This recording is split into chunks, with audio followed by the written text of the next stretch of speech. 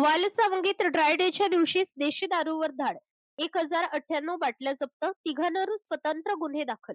Dry डेच्या पार्श्वभूमीवर मिळालेल्या गोपनीय माहितीच्या आधारे वालसावंगी तालुका भोकरदन जिल्हा जालना येथे करण्यात आलेल्या कारवाईत मोठ्या प्रमाणात अवैध देशी जप्त करण्यात आली असून या कारवाईत एकूण 1098 देशी दारूच्या बाटल्या जप्त करण्यात आल्या आहेत. तसेच त्यांची अंदाजे किंमत 54,900 रुपये आहे. या प्रकरणी 3 जणांविरुद्ध स्वतंत्र गुन्हे दाखल करण्यात आले आहेत.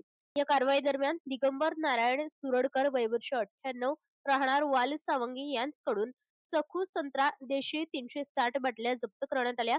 त्याची किंमत 18,000 रुपये आहे.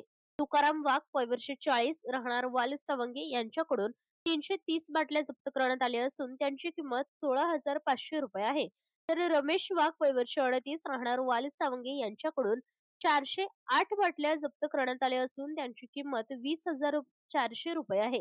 या तीनही कारवायांमध्ये मिळून आलेल्या 1098 बाटल्या आणि 54,900 रुपये किमतीचा मुद्देमाल जप्त करण्यात आला आहे.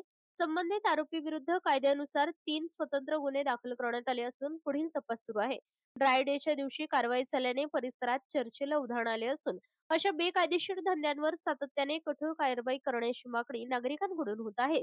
अशी माहिती पारत ठाण्याचे सहपोलीस निरीक्षक संतोष माने यांनी दिली आहे.